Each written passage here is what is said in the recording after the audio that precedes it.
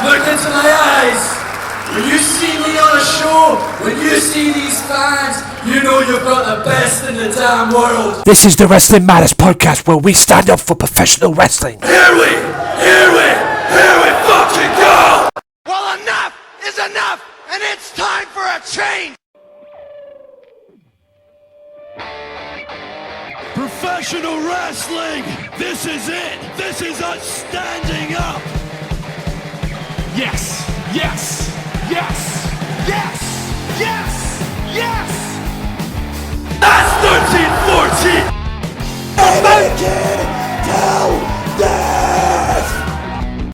Dina, I am the best in the world. Cause that's the bottom line. Cause Stone Cold said so. What's going on, ladies and gentlemen? Welcome to episode 133, I believe, of the Wrestling Matters podcast. How are we all doing? Hope you guys are well. Yeah, what an interesting show we've got today, and an interesting first part of the show too, considering what I've heard this week.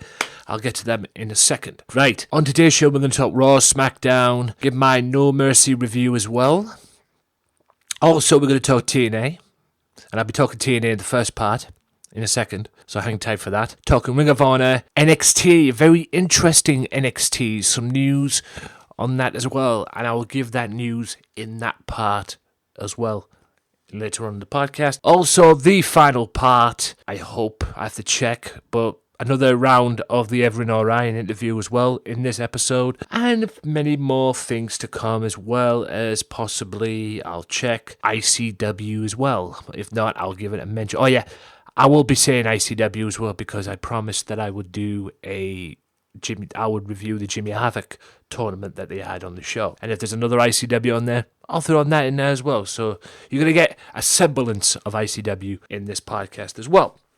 Plus many more stuff as well to come. Also, guys, you get to listen to this podcast on the Swerve Network, Max Wrestling, Sunday Segway, Offshoot Radio, and Evan McCabe as well. Just check them all out, guys. I'm on Mondays. So, yeah, 9 o'clock UK time, 4 p.m. Eastern time. Go and check it all out, guys, and enjoy the quality that is Swerve Network. And it's run by Max Wrestling's host, Daz E. Dangerously. So, be sure to check all of that out as well. Big shout out to Jay Apter as well, who is associate, I believe he's either associate or runs the TNT Extreme Wrestling as well, which I will be reviewing their DVD they sent me as well very, very soon. So once I can get round to it, I have been a very busy boy. It's not even funny. But they've got a show coming up as well, and a certain thing on November 20th. I will read it out to you once this thing is run. There we go. Oh, for God's sake, show me the damn thing, will you? Just show me the photo thing, will you? For crying out loud. Won't let me show you. There we go. Go and bet it. Let me flaming slow ass. There we go. It is TNT Wrestling as well, and it's going to be Joseph Connors.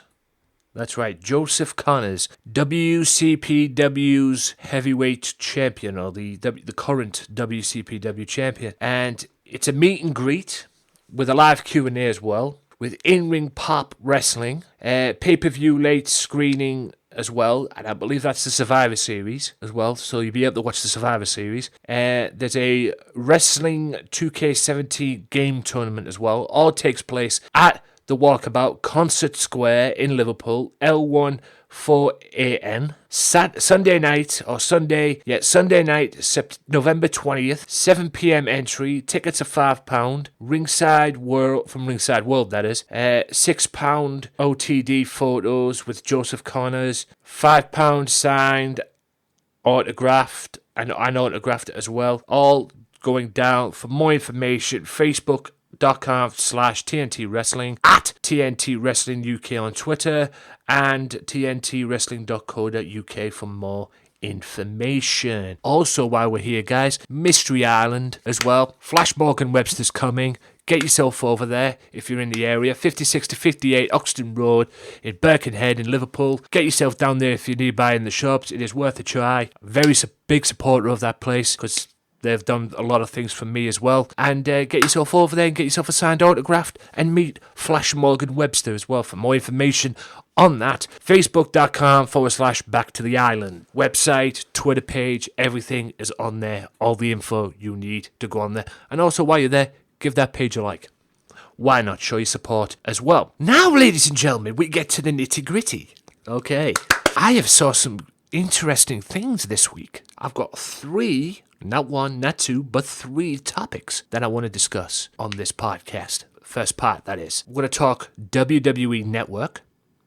Yeah, we're going to talk TNA as well. Do you know what? Let's talk about TNA first of all, because I woke up on Friday to a bit of a breaking news from Aaron Rift at NoDQ.com. Apparently, Billy Corgan is suing TNA, Impact Wrestling, or whatever the parent company the TNA is. TNA don't need to worry about a certain thing because they're going to be good to at least the end of the year. From what I got told, they've got shows going at least until the end of the year, so they're good in that respect. So from where we at right now till the end of the year, beginning of 2017, everything seems to be all good. Now, it seems that from what I got told, and I mentioned this last week as well, Billy Corgan wants to buy TNA. He wants to rebrand it. Apparently WWE are not interested anymore, so he might have a chance in getting it now.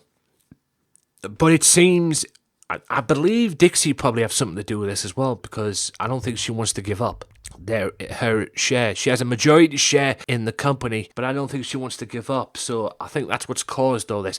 I don't know the full details of this yet, and I'll be checking NoDQ.com for further updates. Also, you should check NoDQ.com for further updates as well. Shout out to Aaron Rift and even Jeff Meacham as well. Be sure to check that out at NoDQ.com for further information. But yeah, Billy Corgan is suing TNA Wrestling and Dixie Carter. And if I'm talking retrospectively, I don't think that's going to help his way of getting TNA Wrestling, if I'm being honest with you. If he's aiming to buy the brand and rebrand it and that. So we'll have to wait and see. Also, I got told during the week, when I went on TNA Wrestling, I read, according to Wrestle Talk Television, apparently Matt Hardy might want to buy the brand as well. That's what I heard. I don't know if that's true or not, but according to his Twitter, whether it's a storyline or not, but I think Matt Hardy's name was mentioned in purchasing TNA as well, which is a little weird, to be honest with you, but in any event, we'll have to wait and see. And also, I got to see WCPW Refuse to Lose, and it seems Broken Matt is on his way to WCPW as well. So, yeah, be sure to check that out. All good stuff coming your way in WCPW as well, and I'll be doing a WCPW Refuse to Lose review podcast for the Wrestling Matters channel and SoundCloud in the coming weeks, hopefully. But I'm being very busy, and I actually didn't think I was going to get to watch Refuse to Lose, to be honest with you. But God bless the website that I got it off.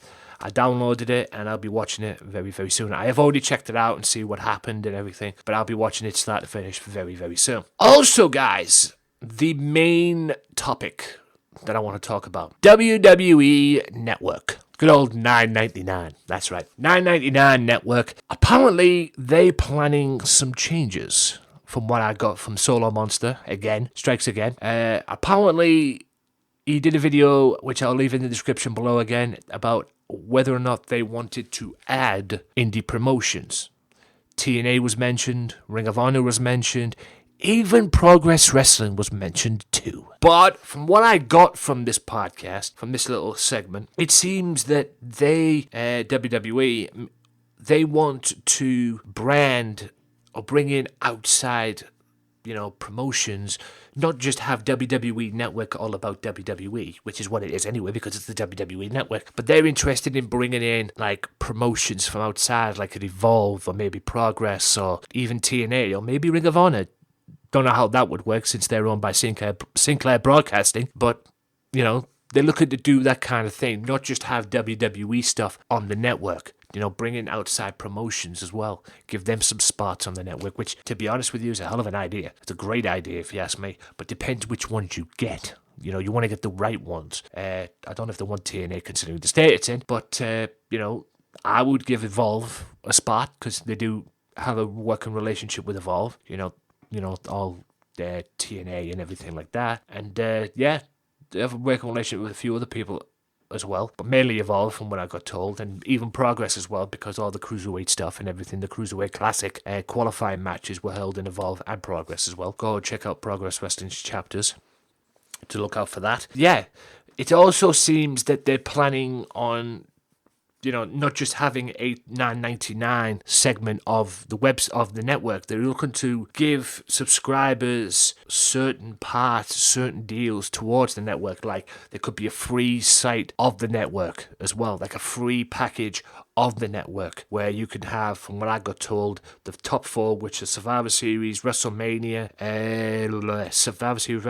SummerSlam, and Royal Rumble. But you won't get the on-demand service as well. That's in that free package. You can still get the the $9.99 package is still there. It's still in there. But the thing that concerned me was they were looking to do a package higher than $9.99 so they can add these indie promotions should they strike a deal with it and should it all go ahead, of course. You know, bringing in these indie promotions. To me, my honest opinion, I think they should put that in the $9.99 package, because if they put that in the $9.99 package, that's going to make, I mean, if I wasn't subscribed to the network, it probably want to make me want to subscribe to the network. I'm already subscribed to the network, but I probably, in a way, would not be thinking of going any higher than $9.99. That's just my opinion on that. And if they do go higher than $9.99, in my opinion, I think that's a mistake.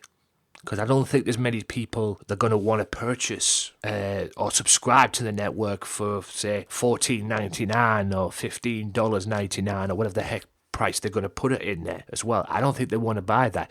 Would it be worth it? Yeah, because you get the indie promotions, but I don't think there's going to be a lot of people ready to jump on that package considering the price. And this is just me. If I was them, I'd stick the indie promotions in the $9.99 package should they go ahead with this and should this all be successful and all go through, because then it would definitely make that person, heck, it would probably bring more people in there as well. If they're not a WWE fan or they haven't subscribed to the network and they're a fan of these, you know, promotions, they might want to sign up and say, here, there you are, you can have my money and we get to see these promotions on the network. That's just my take on that. But I believe if they go higher than $9.99, that could ruin it, because we all know what they're doing at the end of the day. They want to bring in more subscribers. They want to up the ante on more subscribers. They want to get more subscribers as much as they can. I would stick to having a $9.99 package and adding these other packages as well, but don't go higher than $9.99, because if you do, I don't think you're going to get as many subscribers as you want to get out of this plan, to be honest.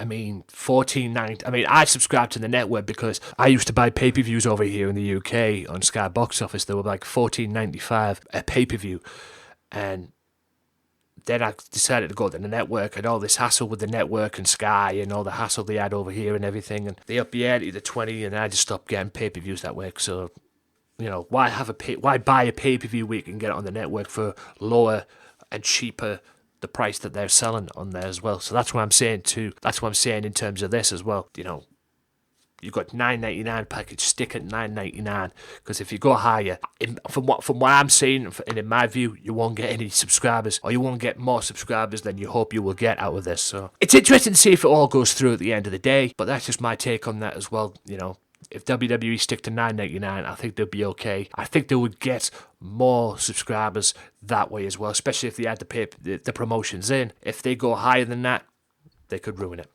That's just my take on that as well. Don't go higher than what you've got. $9.99 is successful. You want to add the other packages in, go right ahead. But $9.99 is definitely has been successful, and everything on that network is definitely worth £10. There's no question about that. You know, WCW Nitro, the old ECW, WWE, the old Raws, the old Smackdowns. It's definitely been worth it. Don't risk it too much where it's going to get you the, you know, stay in that parameter. Don't go out of that parameter, because it may ruin it for you. But anyway, ladies and gents, that's just my take on that. That's just my opinion on that. I'm going to wrap part 1 up there. I'll be back in part 2 with Raw, Smackdown, and a very strange No Mercy as well, in terms of the layout of the pay-per-view. But I'll get to that after this. So stay tuned. We've got a lot to talk about.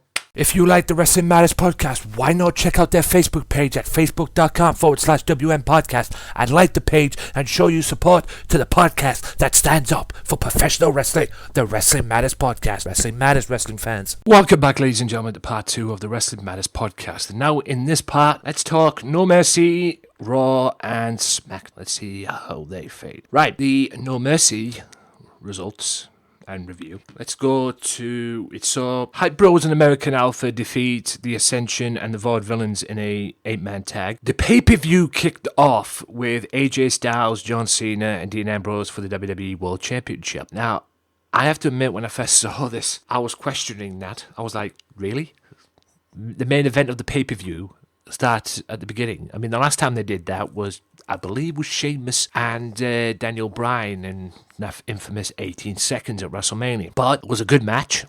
Really enjoyed the match. And Kyoto, whether you liked it or not, made the right call because AJ did tap out. However, both of them had a submission hold on AJ, and the right call was made by Kyoto, despite what Daniel Bryan and Shane McMahon said on Talking Smack. But other than all, AJ Styles is the champion still, and fair play to him for doing it. Nikki Bella managed to get her revenge on Carmella, which we all knew what was going to happen anyway, because Nikki had to get her revenge at some point. And even though there's still beef between them, more on that later on when I review the Smackdown. Heath Slater and Rhino defeat the Usos, still the tag team champions. The Usos will probably have a beef now with the American Alpha, or there'll be something worked up between the American Alpha, Heath Slater and Rhino, and the Usos, because there's still beef between the American Alpha and the Usos. Now, based off what happened on Smackdown, with the tap out, the infamous crawl to the ropes, which turned into a tap out angle, Baron Corbin managed to get his revenge on Jack Swagger and rewrite the wrong, if you will. It was a good match, and we all knew Baron Corbin was going to get his revenge. Dolph Ziggler is still with the company and is the new Intercontinental Champion, ending Mrs.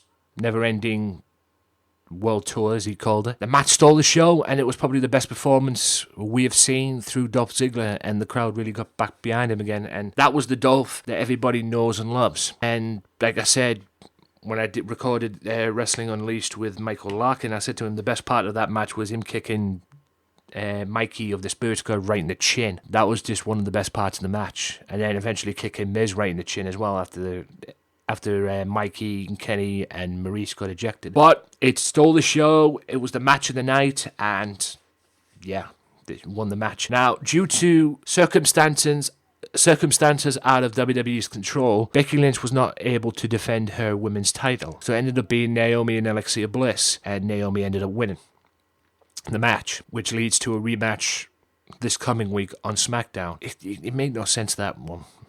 But I guess they had to fill time, I suppose. And the main event of the whole evening was Bray Wyatt and Randy Orton. And ladies and gentlemen, Luke Harper returned, distracted Randy Orton. And for the first time in about a year, although it felt like 2 years, Bray Wyatt actually won a pay-per-view match. Yay. Bray Wyatt actually won a pay-per-view match, beating Randy Orton 1-2-3 thanks to Luke Harper's help. Yes, Luke Harper's back. Now, all they need now is Eric Rowan and the Wyatt family are back together. 2/3 of the Wyatt family are back. All they need now is Eric Rowan and everything will be back to normal. All in all, a great pay-per-view, despite the weird plan or the weird card of how it turned out and everything, but still a great pay-per-view nonetheless. And yes, SmackDown is smoking Raw. No question about that. And I was talking smack with Shane McMahon and that. And there's a lot of talk as well about whether or not the Intercontinental Championship should have been the main event of the pay-per-view, quite frankly. I disagree with that, quite frankly. I mean, you could have put that anywhere. Should the Intercontinental Championship be a main event match? Hell yeah, it should. I'm not denying that whatsoever. I mean, Dolph had good points on Talking Smack, but there was a case for Randy Orton, and I could understand why they did what they did. Now, I watched the pay-per-view because, the Luke Harper thing returning. Monday Night Raw, and he's back tonight, ladies and gentlemen. That's right, Goldberg returns. The review, find it, which I do, October 10th review. The matches were as follows, the quick steps, if you will. Raw's Women's Champion Sasha Banks challenged Charlotte to a Hell in a Cell match. I knew I missed something out of that. Raw Tag Team Champion Kofi Kingston defeats Cesaro, which is going to lead to Tag Team Champions defending the belts against Cesaro and this, Cesaro and Sheamus. Less said about that, the better. Bayley beats Cammy Fields, I believe that is. Sin Cara and Lindsay Dorado beats Tony Nese and Drew Gulak. Luke Gallows and Carl Anderson attack Enzo Moore and Big Cass, making a statement that like they said they were going to do. Sami Zayn and Neville defeat Bo Dallas and Curtis Axel. R-Truth beats Titus O'Neil. Braun Strowman and the Splash Brothers in a match, and Braun Strowman just squashes them to like they were nothing really. Raw's Women's Champion, based off what happened at the beginning of the show, Raw's Women's Champion Sasha Banks and US Champion Roman Reigns defeats Charlotte and Rusev in a mixed tag. Paul Heyman challenged Goldberg on behalf of Brock Lesnar. Cruiserweight, Daivari brother fought TJ Perkins on Raw and got beat. It was an okay match. Seth Rollins defeats Chris Jericho to keep him out of the Universal title match at Hell in a Cell. So, yeah, ladies and gents, I believe there's going to be 3 matches now in Hell in a Cell. Raw's Women's title, the US title, and the Universal title. But I want to talk about Goldberg. Goldberg is back this coming week, tonight in fact, on Raw, as this goes out. He's going to be answering the challenge. It's penciled in, guys. Brock Lesnar, Goldberg, Survivor Series. It's in. It's on. And that'll probably be the main event of the whole show. Seth Rollins beat Chris Jericho in what was a good match to end the show. Yes, he keeps him out of Hell in a Cell, although there is seeds planted in that situation where there's going to be a triple threat match. My guessing would be at Survivor Series for that, between Jericho, Rollins, and Owens. The seeds are planted there. And yes, unfortunately, ladies and gentlemen, it seems it's going to be the New Day defending the tag belts, probably at Hell in a Cell, against Cesaro and Sheamus. This odd couple tag team, which is complete crap to me. These two were beating the hell out of each other in the best of 7 series, which ended in a draw, and then this happens. It makes no sense whatsoever, guys. It really doesn't. But all in all, I don't know. It was an okay Raw. It wasn't the best Raw, but it was an okay Raw. Obviously, the news breaks this week that WWE Vince McMahon is unhappy with the Cruiserweight division. Let it build, Vince. For crying out loud. Let it build up. It's only just started. It could bring ratings to Raw, and that's what this basically is between Goldberg and what I call it, quite frankly, Lesnar.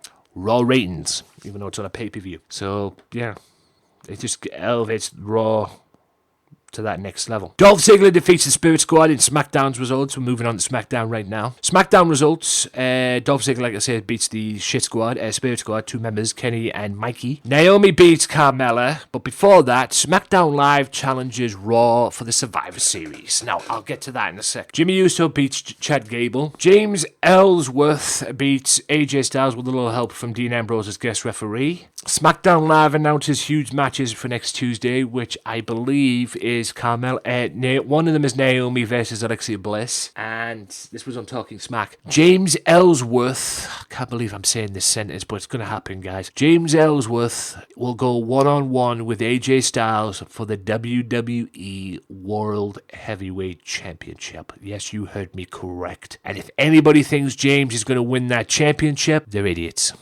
It's not going to happen, guys. I'm guessing, based off what happened at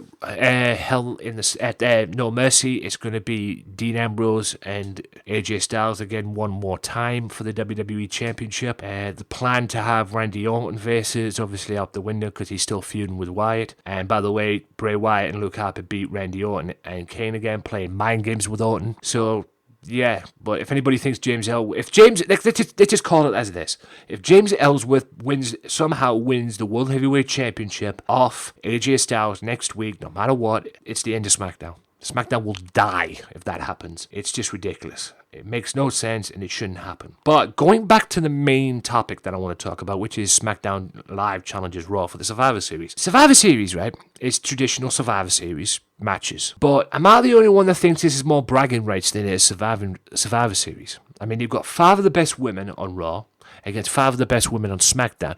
There's not really that much on SmackDown in terms of the women's division, guys. You know, there's not really that much. 5 of the best, there's not really that much on the roster unless they bring some in. You know, there's not really that much. Raw, however, have got a stacked women's division. There's no question about that. You know, so SmackDown Live versus Raw Live. You know, it's SmackDown women versus Raw's women. You've got the best tag teams, 5 tag teams from SmackDown against 5 tag teams from Raw. And then you got the 5 men versus the 5 men from each brand. Like I say, am I the only one think this is bragging rights?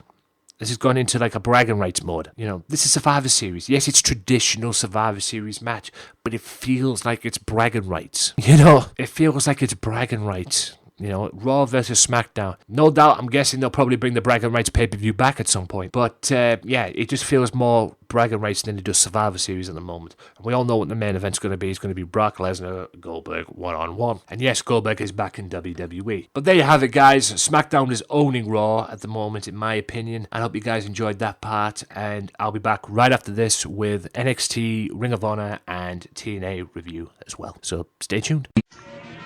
There's only one wrestling podcast that gives you honest, uncut opinions and the most unique trivia since WWE did The Weakest Link.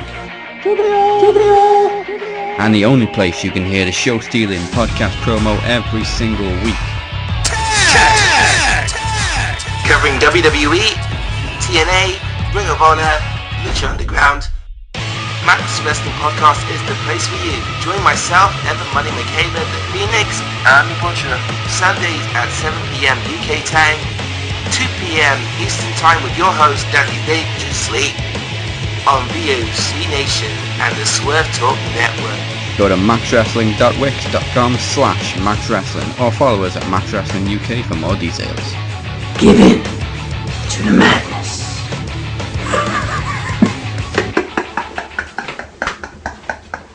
Be sure to check out the Wrestling Matters channel at www.youtube.com/AJW Wrestling Matters for my exclusive review series that I'm doing on WCPW, What Culture Pro Wrestling, brought to you by the good folks at whatculture.com. Each and every week, I'll be reviewing their shows, whether it's loaded or their big upcoming shows as well, each and every week on their YouTube channel. Be sure to check out the Wrestling Matters channel for review shows each and every week. You can also download them for free on SoundCloud. Wrestling Matters, wrestling fans. Welcome back, ladies and gentlemen, to part 3 of the Wrestling Matters podcast. Now, it is time for NXT, TNA, and Ring of Honor. I'll kick off with Ring of Honor first, since I've got it on me. 2 matches. Again, this was based on the 2 weeks from the Field of Honor match. Shibata and Kyle O'Reilly kicked off this week's episode. Boy, did these two have a good match. Absolute lethal, back and forth, half-hit Japanese strong style match. It was superb to watch. Absolutely loved it. And Kyle O'Reilly won by ref stoppage. Now, apparently, from what I saw, he had a submission hold on Shibata, but the referee saw something dangerous or something too dangerous to happen, and Shibata wouldn't tap out. So, to save Shibata's career, the ref had to stop it. And he's one of the best referees in Japan, if you will. So, yeah, that had to happen, but it was great nonetheless. Great match. And the world title was on the line. Adam Cole retains the world championship in the 4 corners match against Tanahashi, Naito, and Jay Lethal. After Tanahashi did some... it was either Tanahashi or Naito, I don't remember. But one of them was doing the work on Jay Lethal and did the work on Jay Lethal. And then Jay Lethal, Cole super kicked them out the way and took advantage of themselves. And Jay Lethal got pinned 1, 2, 3, and Adam Cole retained. So it was a good Ring of Honor, and everything will be back to normal next week. Right, let's go to NXT on this one then. Sanity defeat Ty Dillinger and Bobby Roode, thanks to Bobby Roode walking out on Ty Dillinger. It seemed there's going to be a match between the two. Yep, so that little tag team fell apart. But Sanity was interesting because it revealed something. There was 2 members, but it revealed who the other 2 members were on the outside. Yeah, it definitely revealed who the other 2 members were on the outside. You got Sawyer Fulton and Alexander Wolf in the ring. Then you've got another guy who we're all familiar with, or a lady who is a psychopath, actually. Absolute psycho. Her name is Nikki Cross. She was revealed as a member of this group, Sanity. Now, for those of you that don't know who Nikki Cross is, you obviously don't know British wrestling, or you don't know TNA. Anybody remember TNA British Boot Camp? The person that was on it, Nikki Storm.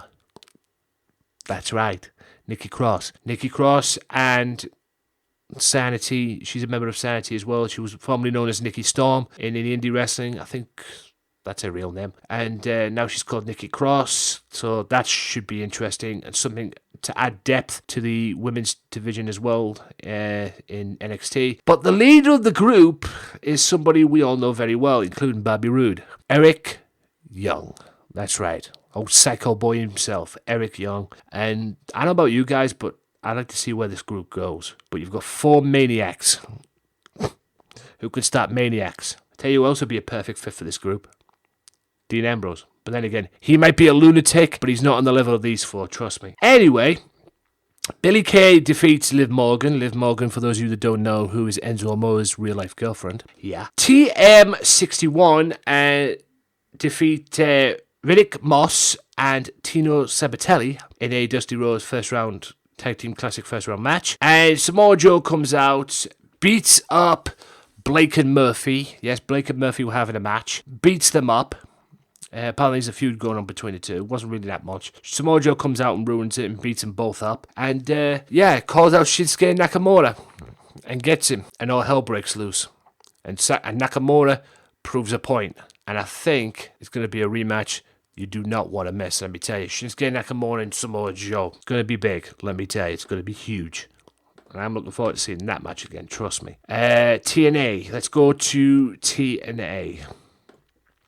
Yeah.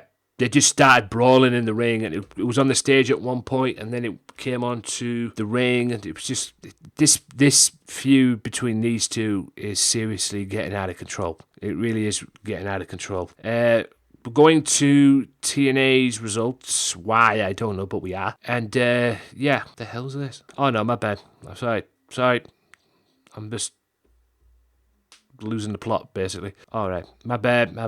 Sorry, I'm not with it, guys. I'm seeing things that it's confusing. But anyway, it should be very interesting when that sanity goes, because Nikki Storm and Nikki Cross now is very good women's wrestler, and we all know Eric Young. But like I said, it's going to be very interesting to see where Eric Young goes with this, quite frankly, because Eric Young's finishing move in previous encounters, if you will. Eric Young's finishing move has been the power driver, and we all know the power driver is banned in WWE. So yeah, it should be interesting. All right, new champion Eddie Edwards kicked off the show, thanking the fans for their support in his win of the TNA World Championship. Lashley then came out and laid waste to Eddie Edwards before Moose and EC3 ran down to make the save. By way of this, even TNA president, who is suing the company, Billy Corgan, took away Lashley's automatic rematch as punishment, and said that Lashley would earn his title rematch facing the winner of Moose and EC3 next week, which should be interesting. TNA Grand Champion Aaron Rex, Damian Sandow, Aaron Stevens, whatever you want to call him, retained his title over Jesse Goodaz in round 3 of the Grand Championship match. TNA Tag Team Champions, yes, Broken Hardys, talked about their future plans as champions, but were attacked and laid to race by the Tribunal, who seemed to claim as their next contenders to Hardy's championships. Cody Rhodes made his in-ring debut by defeating Mike Bennett by pinfall with Crossroads. Our TNA X Division champion DJZ continued his reign as champion in this as the X Division champion. Yes, as the X Division champion, there's no X Division, retaining his title over Rocket, Mashi Rocket. I hope I said that right, with the ZDT, which is the DDT, but we all know that. After it was announced that all of Maria's help in Mike Bennett's match, Ali, Senna, and Laurel, Van Best was barred from ringside for her Knockouts title rematch. Maria had to go it alone and lost again Knockouts champion Gail Kim, who retained her title over Maria in a no DQ match with a trash can lid assisted defeat. By way of this, Maria also lost her power as the head of the Knockouts division, so she saved the Knockouts division, basically. Gail Kim, that is. EC3 and Eli Drake continue their spat. Drake constantly rejecting EC3's challenges to a match for Drake's Bound for Glory TNA title shot. We saw the first vignette for the new DCC faction that interrupted the feed of the show right before the main event. DCC, we've never seen that before. Anyway, we saw a backstage segment where TNA champion Eddie Edwards and Cody Rhodes agreed upon a future match for the TNA title. That I'd like to see. Moose defeats EC3 in the main event with Game Breaker Lariat, thus earning a chance to face Lashley next week. So the match we want to see, Lashley Moose, is next week. The winner gets a title shot against Eddie Edwards. I can't wait for that match. I really cannot wait for that match. It's two big behemoths, and the match has been brewing ever since Moose stepped in. and decided to break away from the Mike Bennett situation as well. So, yeah, I'm very much, no doubt, looking forward to that. And that about wraps it up for part 3, ladies and gentlemen. I will be back in part 4 with a double bill, of ICW. So, stay tuned. Be sure to listen to the Sunday Segway Wrestling Podcast. What? Every Sunday with Kenny Killer and the Galdem Sugar Shubs. Yes! Yes! With all the news, views, and laughter that you want. They like jet airplanes. Woo! They like long limousines. Every Sunday, the Sunday Segway Wrestling Podcast on Podomatic, iTunes, and YouTube. So why don't you choke on that, slap nut? If you like the Wrestling Matters Podcast, why not follow the Wrestling Matters Podcast now on Twitter at WM Podcast for all professional wrestling news. Wrestling Matters, wrestling fans. Welcome back, ladies and gentlemen, to part 4 of the Wrestling Matters Podcast. Now in this part, it's time for ICW. Now, ICW Fight Club. Let's do that first. Kicked off with BT Gunn one-on-one with Stevie Boy, but kind of didn't go down that road because Kaylee Ray came out and attacked what was believed to be BT Gunn. But then Chris Renfrew comes out through the crowd and reminds them who they're messing with. BT pops out from underneath the ring and attacks both Stevie and Kaylee Ray. Renfrew then shoots, reminds Kaylee Ray and Stevie Boy who started them and where they came from. Then decides to turn around and say that he's going to join ICW for the Hydro in the 50-50 match. And then makes a match between says that BT will face Stevie at the Hydro. And then on,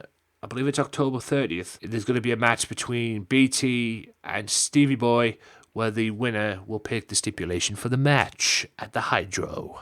Anything they want. ICW Zero-G title match involving Lionheart and Lewis Garvin in a great wrestling match. Hard fought, back and forth stuff, so Lionheart gets the victory with a little help from the rope. But hey, he got the victory.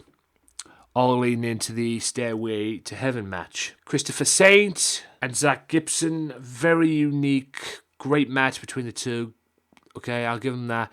But it took Zach to use one of Chris's crew members and then distract it, low blow Chris, and hit his finisher to get the victory and advance on to the Stairway to Heaven. However, Chris is too busy wrapped up in Liam Thompson. He wants Liam Thompson. The newly healed Davey Blaze, and Wee Man took on Trent Severin. And it was a hard-fought, hard-hitting, strong-style match, which saw Trent Severin get a loss thanks to the World Heavyweight Champion Wolfgang as well. All of that is leading up hopefully to Trent Severin and Wolfgang for the ICW Heavyweight Championship at the Hydro, hopefully. And Joe Coffey continues his winning ways in big money matches with a win over Matt Cross, all leading in to his match at the Hydro against one Kurt Angle. But all in all, a good Fight Club nonetheless. Now, Jimmy Havoc tournament. I said I was going to do this. I'm true to my word. I'm going to do it. Let's do it now. Kendo Stick match kicked off. Nothing really much went on in this match. Mike Byrne versus Aspen Faith, and Mike gets a hard-fought victory with his finishing move. Nothing big in the match, quite frankly, but Mike moved on. Trent Severin one-on-one with Mikey Whiplash in a chairs match. Great match, strong style, hard-hitting stuff. Ended up with Mikey winning the match. Jay Saxton, Chuck Mumbo, and the Pastor William Everett, former Progress champion, took on Joe Coffey, Christopher Saint, and Craig Forsyth in a 6-man tag. And Pastor's team got the victory, which shocked me because I expected Joe's team to get the victory. A very standard 6-man tag, but a great win for Pastor's team nonetheless. In a World of Sport Scottish rules match, which saw, it was like what he had with DCT on an episode of Fight Club. So Chris Renfrew one-on-one with Viper. That's right, Viper. And a very unique but fun match. Very unique match though, and Chris Renfrew advanced by winning the match. And like I said, the match was it was like what they had with DCT. He had a match similar to this with DCT as well. Well, during the intervals, you had to take 2 shots and, drink your way in, which, like I say, it was very unorthodox, but hey, very effective nonetheless. British wrestling hardcore legend Iceman took on Jack Jester, the old school Jack Jester, not the one that comes out to that kinky song, The Kink. It was the old school Jack Jester, the one who came out to If You Want Some, Come and Get Some. And it went from a first blood match into a Falls Count Anywhere death match. And the bloodbath, and it was a bloodbath, ladies and gentlemen, hard-hitting, gruesome action. This is what death matches are all about. This is the kind of thing you want in a death match. And it definitely picked up, and Jack beats Iceman by hitting him with a flaming pipe or a 2x4. I don't know what the hell it was. It was straight and all that. It was something and that, but at the end of the day, it was burning. So it had a flame at the end of it. He whacks Iceman with it and gets the victory and moves on. So the semi-final matches were Mike Byrne, 1-on-1 with Mikey Whiplash, in a thumbtack kick pad rules match, which was kick pads full of thumbtacks. It was brutal nonetheless, with a brutal ending. Mikey Whiplash rapid-fired kicks towards Mike's head. You could see the blood coming out of the head. And a DVD ended the match for Mikey to advance on to the final. Chris Renfrew and Jack Jester in a brutal thumbtacks match. Dangerous match nonetheless. And Jack gets the victory in that. Trust me, guys, you do not ever... If there was one wrestling match that I wanted to do in professional wrestling, and I got asked to do, I would, and it was this, like a thumbtacks match, I'd turn it down. It is not one you want to do. I have had a thumbtacks in my foot, and they suck. Okay? They absolute suck. And how the guys, full credit to both men for taking this match and having this match, man. Because I hate thumbtacks matches sometimes. They really do. They just go right through you. But Jester moves on to the final to face Mikey Whiplash. A women's match. Gina versus Sami Zayn. I don't know who was it. It was Gina. She's from Progress Wrestling. You'll know her face if you see her. Either way, she lost that match to Sami Zayn with Debbie Sharp, and fuck knows what the hell Debbie Sharp and Sami Zayn were doing. Some weird dancing and shit like that. Fucking hell. Anyway, and the drinking contest, which was just a bit of fun nonetheless. A crazy match between Mark Dallas and Jimmy Havoc. It all ended in a draw. It was just great stuff to watch. It was, if you want that entertainment, go and watch this match. You would just see it to believe it. I don't think even me speaking about it would do any harm to it. And the thing that pissed me off in this match is Jimmy Havoc coming out to his Progress Wrestling theme song by AFI, I Hope You Suffer. But the fucking thing got muted due to copyright. So there you go.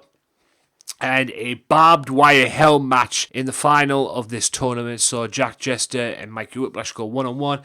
And again, another bloodbath. 2 men killing each other, back and forth stuff. So Mikey Whiplash receive a tombstone from Jester on the barbed wire chair. And Jester wins the Jimmy Havoc tournament. And Jimmy comes out and says the only reason Jester won was because he wasn't in the tournament, and says, let's do it again next year, and this time he'll be in it. And then Jester calls Havoc an ungrateful bastard. And he says he's lucky he loves him and all that. It was all respect, all good banter. And there you have it, guys. Jester won the Jimmy Havoc tournament. So I hope you guys enjoyed that. To check these guys out, to check ICW out, check out their on-demand service. For more information, go to insanewrestling.co.uk. So be sure to check that out. It's not easy to say, because I think at one point it was Insane Championship Wrestling, but Insane Champ Wrestling, but that's their Twitter page. insanewrestling.co.uk. Hang on, let me check. Just to clarify that. Let me just double check that to clarify that. ICW. Let me just double click. Yeah. insanewrestling.co.uk. I was right the first time. So insanewrestling.co.uk to check all of ICW stuff and subscribe to their on-demand service, because for the amount of price that you pay a month to see all that good stuff, trust me, it is worth the wait. And it's worth the price of admission, no question about that. So go and check it out. And I'll be back right after this, guys, Well, I'll be back in the final part in part 5, because right after this quick timeout, guys, I am going to play the final part in its entirety, the final part of the Evren Orion interview.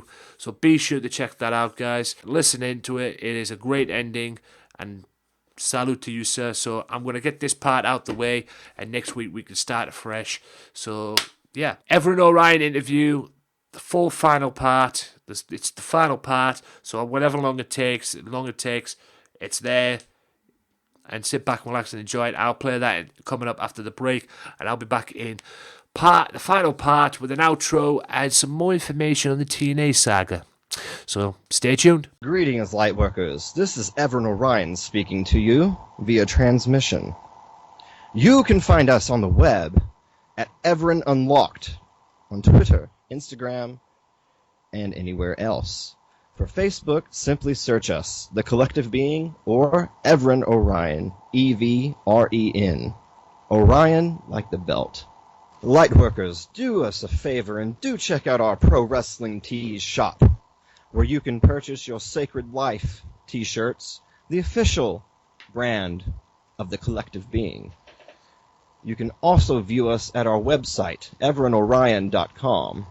The link to our PWTs store is just simply prowrestlingtees.com/Evren Orion. We thank you and wish you well. Unlock your reality, and we'll see you next time. We are one. Have you ever been involved in storylines that are the most stupidest things you've ever done? I haven't necessarily been involved in any storylines for a little while now, but I did this thing with my former partner. It was called the Dragon Clan, and it was me, him, and this other dude, and we were heels basically, and at that time I was 230 pounds, and right now I'm hovering at 180 because I had an injury and some health issues that unfortunately made me lose everything I gained. So I get to work back to all that. Anyway, I looked the best out of everybody else there, to be completely honest. So, the whole Dragon Clan thing, I came in, my role was basically being the cocky big man. And it eventually it went into something else because I think I might still have that promo on YouTube or Facebook, I'm not sure, but it ended up turning into a very different thing for me. I didn't like the Dragon Clan. I never liked it. I thought the name itself was fucking stupid, frankly. This isn't Dragon Ball Z, and I fucking cannot stand when motherfuckers try to do a Kamehameha in the fucking ring. Seriously. Now, that's not saying anything about Keith Lee's Spirit Bomb, because that actually makes sense and looks really fucking good. But yeah, that whole thing to me was stupid, but I had two really golden moments. One of those was that promo I did against one of my mentors, Danny Donovan, and it was almost like an Ambrose thing, but not quite. It was just very raw in a very vicious way. But it was the movements I was making that gave it the, kind of psychotic feel. That got over huge, and that ended up in a street fight. And that was a really fun time, and then the rest of the time with the Dragon Clan, it sucked because I was uncomfortable in a lot of ways.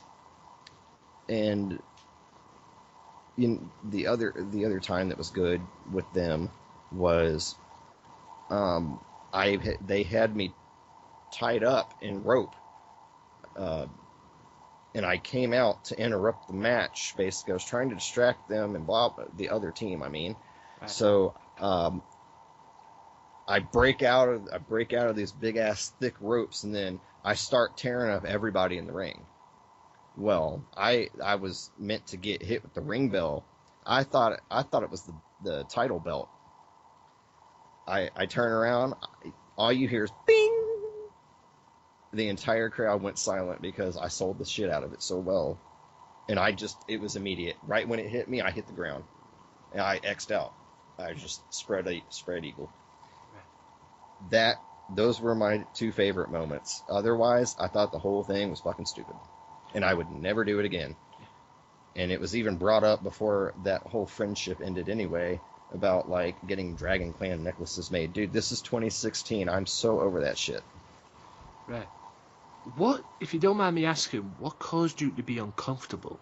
What was the one thing that caused you to be uncomfortable in the role?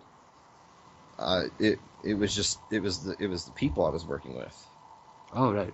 You know, I was green, but these are people that had more experience than me, and everyone in that entire place, once again, fuck BBW. There were only 3 people I learned anything from that I felt safe with, right? And that was it. So basically, when you feel comfortable with only 3 people in a locker room, that's not good. Right. So basically, they didn't help you out in the way that you hoped they would. Not entirely. They weren't playing. They held me back, honestly, right, and they didn't teach me right. Yeah, and now everything is completely fucking different. Right. And that's to say, it takes one. Like I say, if it takes one, decision in life to make things better at the end of the day, then do it. At the end of the day, I mean, I only asked you that is because I got into a stupid storyline, which was the most ridiculous thing. Although it seemed successful from what I saw, how it was successful in a way, I don't fucking know, because it was the most dumbest thing I've ever seen and never heard of. One day, I was at the training session. And I spoke to the promoter, and I spoke to him. I said to him, do you know what would be great just one time for me?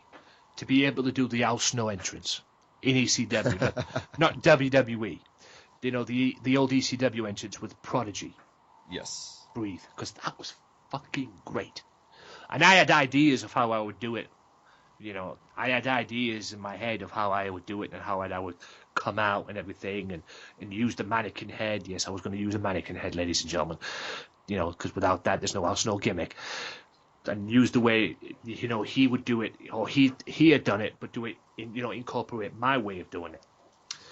And I had this whole idea and everything, and then he took the idea and swapped it around. And there was a girl there. Her name was Vixen. Mm-hmm. Great girl, so talented. The scary thing is she is so talented she doesn't even realize it. That's how talented she is. She doesn't even realize how good she is. She always says to herself, "Oh, I'm not that good," and this, and you're fucking great in what you do. No question about that. And I'm not gonna lie right now, she's a beautiful girl. There's no question about that. And they had this idea of having a match at the Billingham show I went to, where it was the Mass Destroyer, which made no sense, by the way, the storyline, because the Vixen girl was actually managing the Mass Destroyer in a tag team, right? And then he comes up with the idea, oh yeah, we'll put them in a one-on-one match.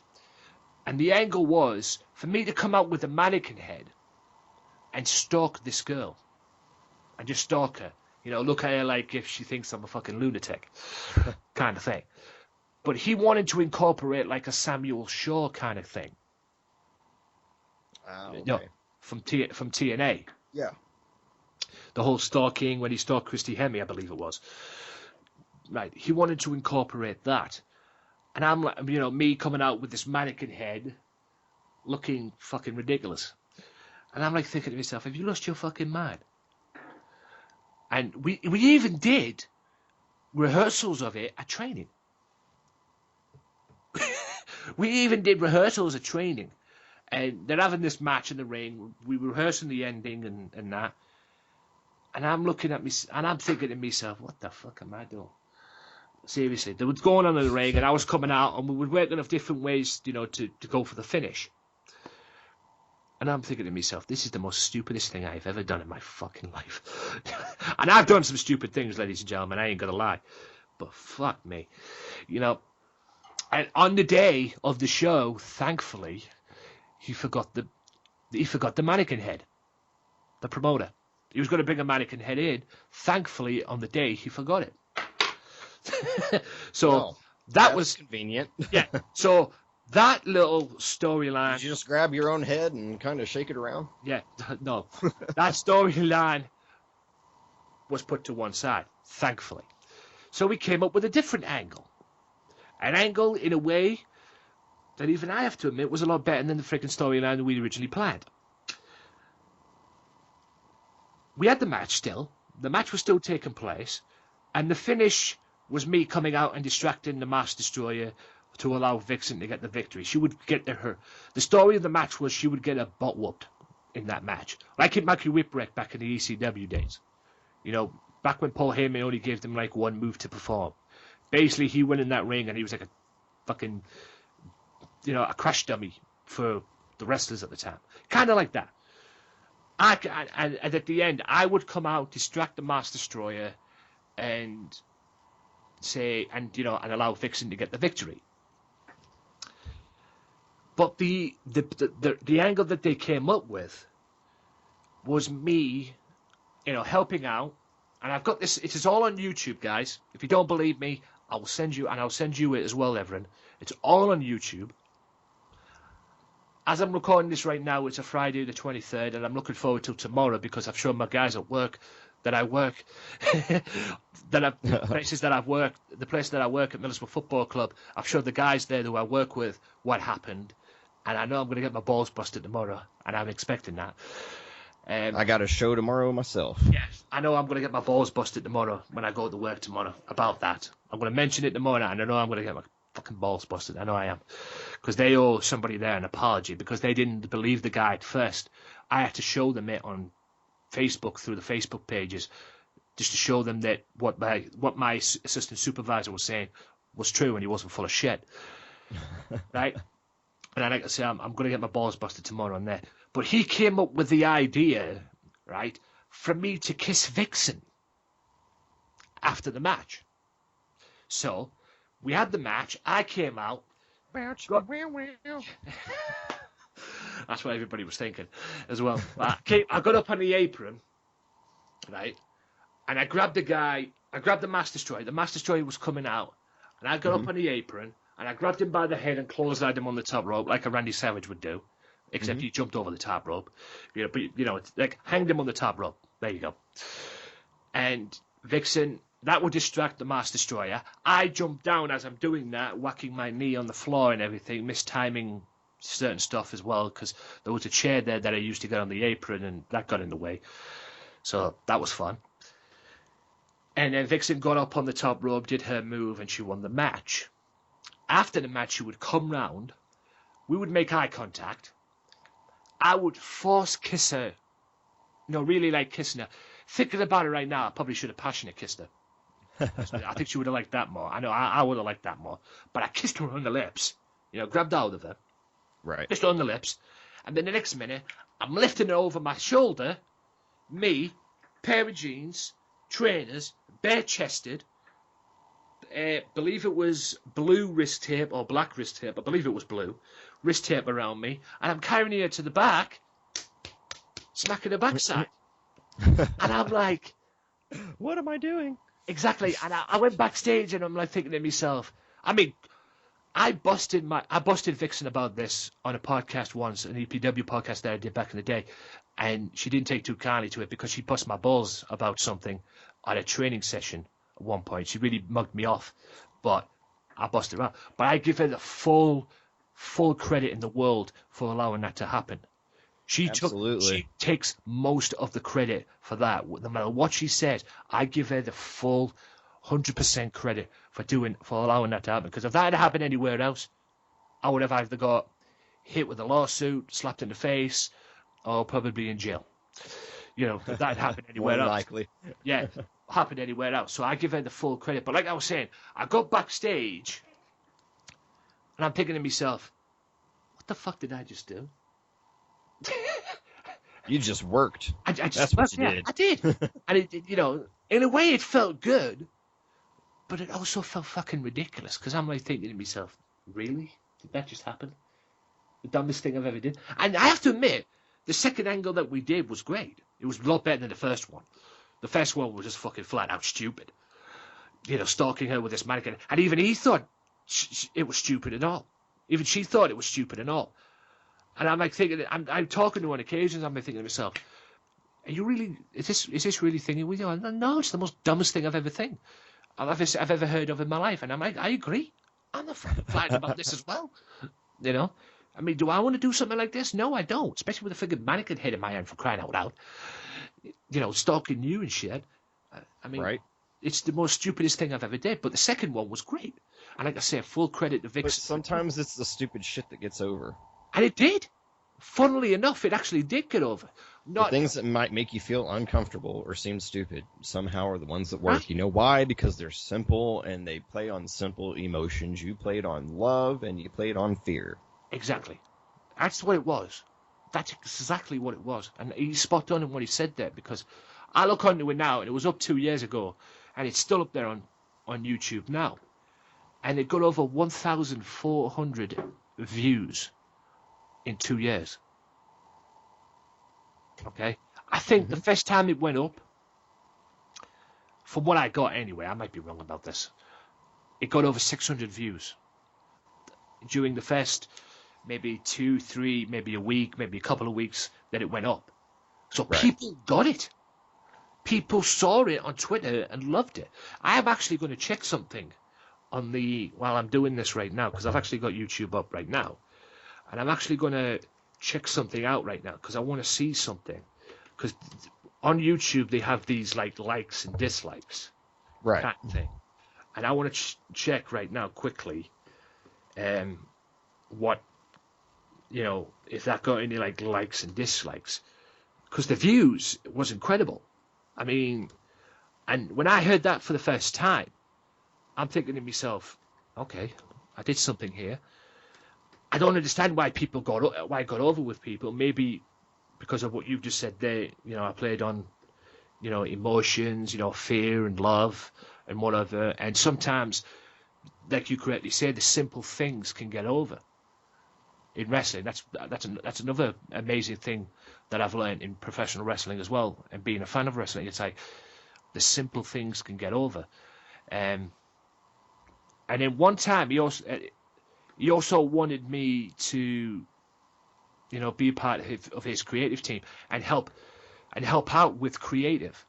And I had some ideas to follow up that angle. I had some great ideas to follow up that angle of what we could do, but he didn't go with it. And the amazing thing is, now, in the space of 2 years, and I'll admit, even I gave it a like as well. I'll admit that as well. I definitely admit that. But overall, it got 1,471 views in the space of 2 years. This was published on July 29th, 2014, and it got over 1,471 views, like I say, 8 likes, no dislikes. So people seem to have got it at the end of the day. And like I say, I'll admit, I liked it as well. I didn't like the idea of it first of all, but, you know, it was there, it worked at the end of the day. And I'm thinking, and like I said... Well, I mean, it's kind of like, you know... Sorry about that. No. Didn't mean to interrupt you. It just brought to mind something recent. You know, you remember the Dolph Ziggler Lana angle? Yeah. That's exactly what I think about. Yeah, well, that was better. That angle was... Well, I mean, it's based on the same thing. Yeah, it's based on the same thing. You're absolutely right, but that was better. That angle was... I'm not blowing smoke up my ass or anything, or blowing smoke up Vixen's ass or anybody else who was involved in that, but that was better. That angle was better. There's no question about that. But what didn't make sense of it, thinking about it, was Vixen was actually managing fucking Mass Destroy, because Mass Destroy was a part of a tag team with a guy who's a great guy called the Harlem Fury. And this is what led into what would happen next. And I don't get Chris when it comes to this. I know everything runs by him. It's his business. It's his company. He has the last say. I get that. But I came up with this little idea, storyline-wise, of course. You have to admit, storyline-wise, I came up with this great idea of us winning the tag team titles, me and Vixen, that is. And then maybe me pulling a Swerve kind of thing. But he didn't give me the chance to get the Swerve in. He basically said, me and Vixen winning the tag team titles would destroy the tag team titles' prestige. That's what he said. That's like China winning the Intercontinental Championship. I don't understand how they can say bringing prestige. Yeah. I mean, all right, it didn't bring prestige to the Intercontinental Championship, but at the time, China winning the belt, the Intercontinental Championship, even though at one point I read a story that she was heading for the WWE title at one point. Vince Russo. Right. Now, the one, Vince, I believe it was Vince, wanted her to be the WWE champion. Don't know how that would have got over, but I guess we'll never know. But at the time, her winning the Intercontinental champion, I didn't have a problem with it. I was okay with it. And for him to say that, I was thinking to myself, why did I agree to do this? And then that's when, in a way, we parted ways.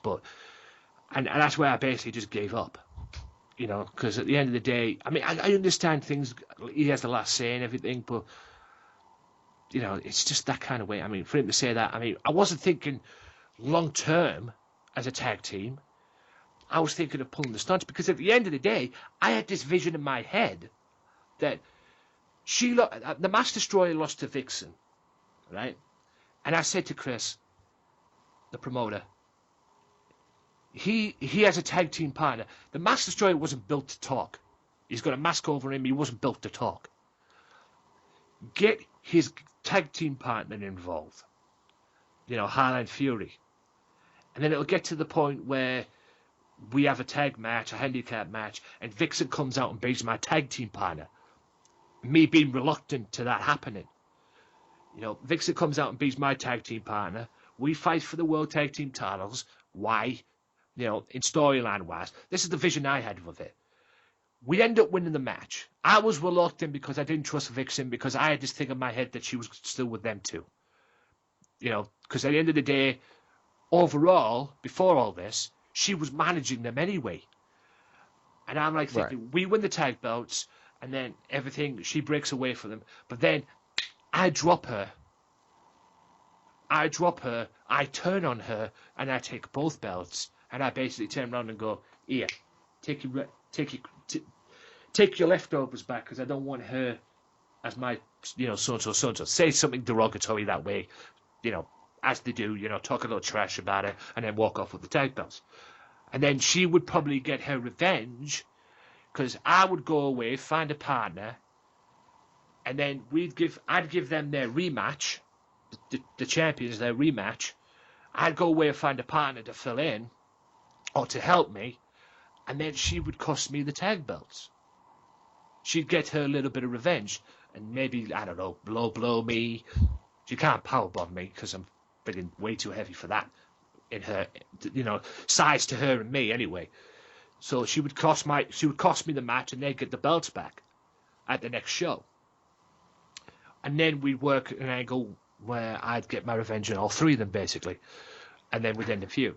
Kind of thing. That would be my theory on it. But it didn't work. Because the minute I said us two winning the tag belts, he basically had it down as us, it would desecrate the tag team titles. And I'm like, yeah, tell that to China for winning the Intercontinental Championship, Obviously, that didn't desecrate the Intercontinental Championship. It just made no sense at the end of the day. Don't get me wrong, the angle was fun that we ended up doing, but it was like, really? Kind of thing. It was just, I mean, that's the kind of stupidity that is one of the reasons why I'm not with him. I'm not working with him to this day. Because he comes up with that. Granted, he has last final say, but, I mean, it's like we've just been talking about there, working together. Whatever happened to that, man? That's what I'm trying to figure out. That's why I do everything that I do. Not just in wrestling. It's for the entire world. That's what I'm saying. To get the business, we just work together. Yeah. Why can't we just try? Why does everything have to be fighting? Why does everything have to be arguing? Why can't you just sit down and fucking talk? Yeah, and at the end of the day, what would be great about it, as well, it would have brought a little bit of shock value to the show. Because could you imagine if you were sitting there in the audience and you saw a mixed tag match involving, say, me, Vixen, and the tag team champions at the time, Master Destroyer and Harlan Fury, and we won the belts? Would you be shocked if that happened? As a fan, if you were sitting in the audience as a fan, would you be shocked? Because I had this vision of the fans walking out thinking, "Holy shit, we saw a title change tonight," you know, that kind of stuff, being shock value, and making them come back to the next show just to see or go to the next show, wherever the hell we do this angle. If we do it in the next show, we do it in the same building, you know, to come back and think just to see what happens next. Because obviously they're not going to see it on TV unless they go on YouTube. Because it wasn't televised or anything. It was just a little promotion in Middlesbrough that is on YouTube, just trying to make a name for themselves. Right. And people got to see that. I had this vision of people wanting to see what would happen next, and that's how you draw people in. I mean, not something like exactly. TikTok, You want them to come back for more. For more, just to see what happens next. It's that keyword draw. Yeah, shock value as well, because I think a lot of people would have walked out there being shocked to see a male and a female being tag team champions of EPW. Like I say, it wasn't long term. It was the storyline wise. Right. Just to bring it in, but, you know, he didn't want to apparently he didn't want to desecrate the tag team titles, which just, again, is one of many reasons why I'm not speaking, well, we didn't fall out or anything like that on speaking terms or anything. I mean, if he was there today, I'd probably still talk to him. But we didn't. It just didn't work out. It just didn't work out.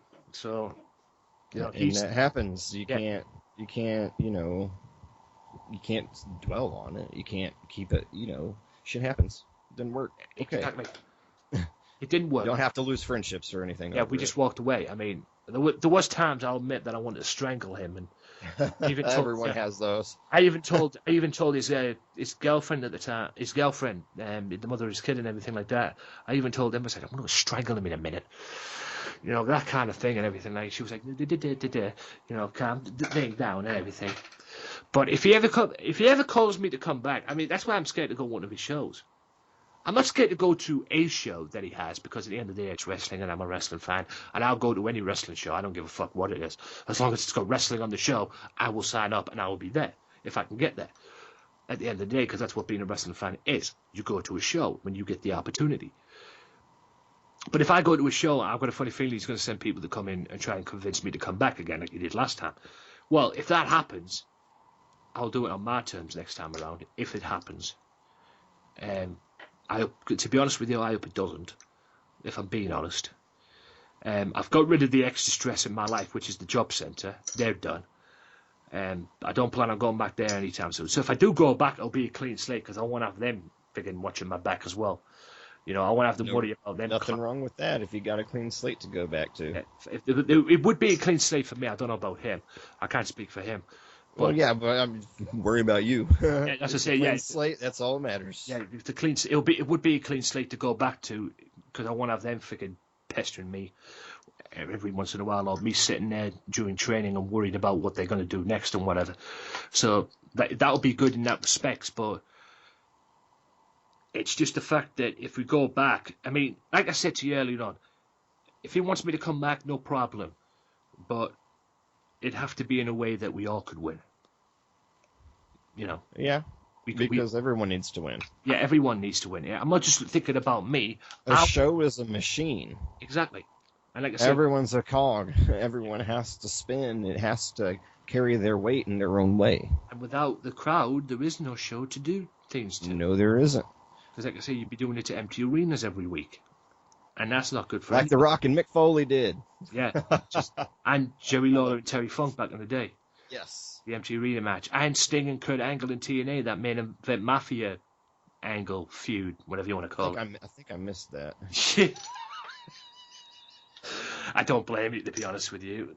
Okay, well then if it was I don't remember that at all. Yeah, actually, it was the feud was built off the fact that Sting was the world champion and Kurt Angle, being the leader of the main event mafia, was jealous. I wasn't watching much back then. Yeah, it was. I think it was. No, I don't know if it was during the Hogan era. No, it wasn't during the Hogan era. I think it was before Hogan came in, actually. But yeah, I remember that well. And then they had this empty arena match. The main event Matthew were trying to play peacemaker and keep them together and everything, and it just wasn't working. It just wasn't working. And the more they've seen each other, the more they wanted to kill one another and everything. And it just ended up with this. It's actually on YouTube as well, on their YouTube channel. Well, I think there's clips of it and everything on there as well. But it was not good. It was not good. It was just to end the feud and everything. And when you thought the end of the feud, Kurt Angle spits in Sting's face, and then it just continues on from there, basically. So they never settled anything in that one anyway. I mean, you thought shaking their hands and that, but at the end of the day, the story was Kurt Angle was jealous because Sting was the world champion. Kurt Angle being at the time the godfather of the main event mafia, and Sting being the world champion, you would probably think in natural terms in the faction, the leader of the group would be a world champion. I mean, look what happened with Evolution. I miss Evolution. Yeah, Triple H was the world champion. He was the man. He was the measuring stick. And then 2004 SummerSlam, where Randy Orton beat Chris Benoit, ladies and gentlemen, or as WWE now refers him to as the Invisible Man. But it's Chris Benoit, ladies and gentlemen. He beat him and won the world championship in a match that they don't talk about no more. And the next night on Raw, Triple H turned on him and Evolution turned on him, and then Unforgiven, they basically stole the title. It was that kind of way. Although Kurt Angle never got the opportunity to be, I don't think he ever won the world title that way, to be honest. I can't remember who Sting lost the title to. In that run, anyway. I can't remember who Sting. I have to look that up. But yeah, that was what the story was about that anyway.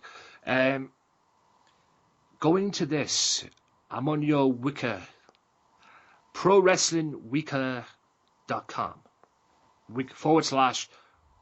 /wiki.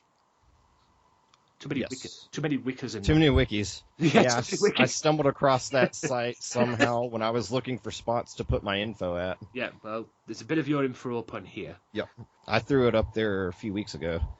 Height 6'0", you're 6 foot. I'm 6'5".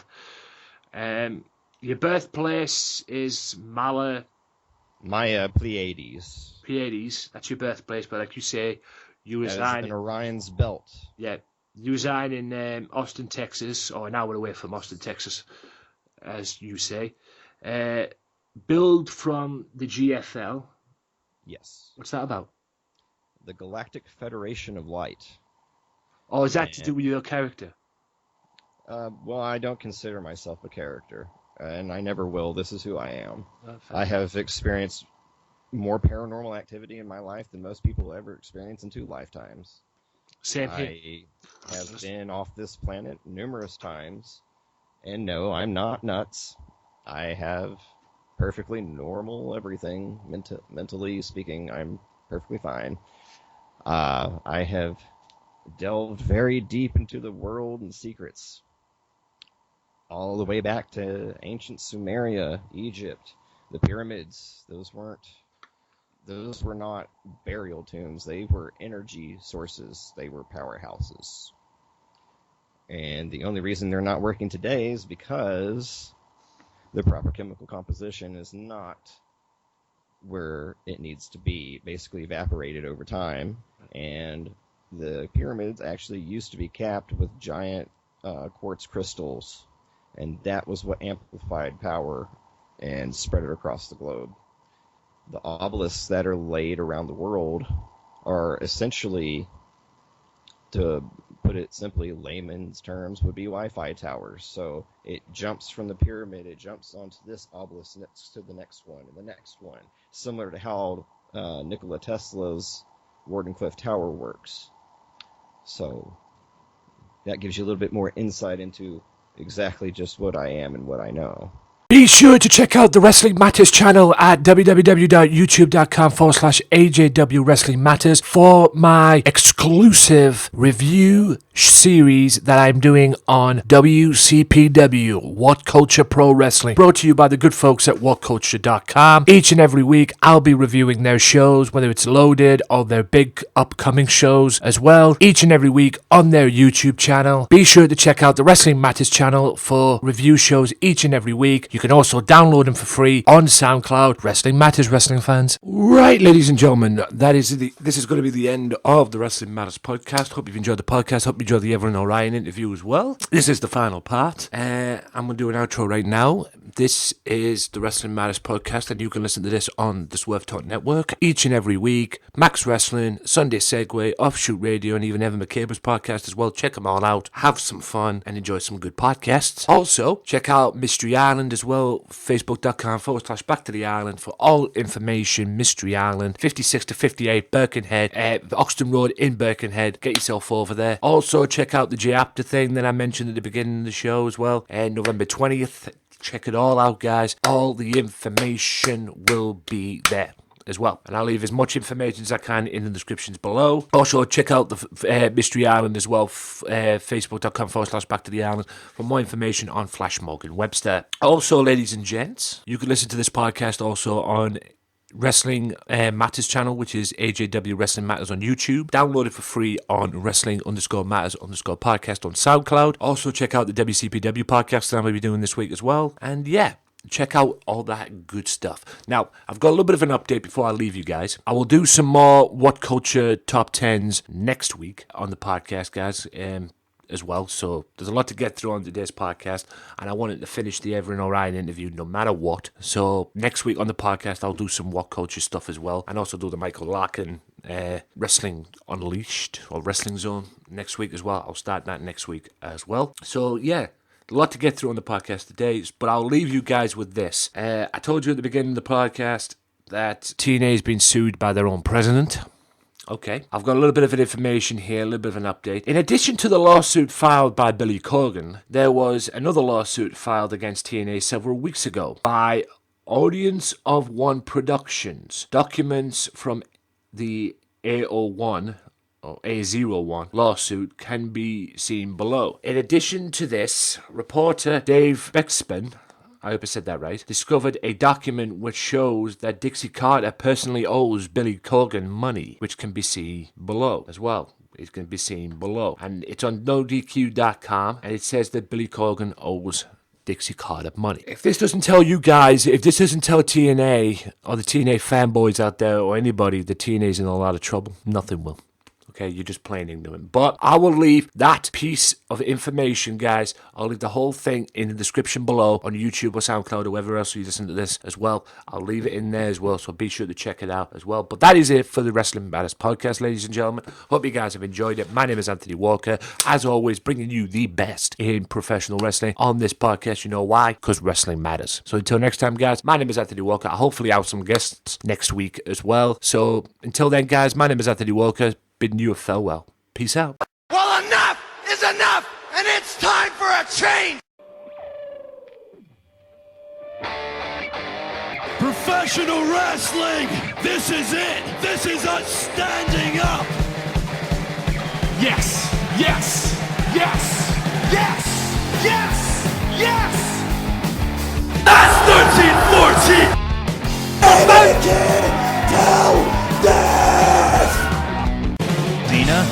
I am the best in the world. 'Cause that's the bottom line. 'Cause Stone Cold Simpson.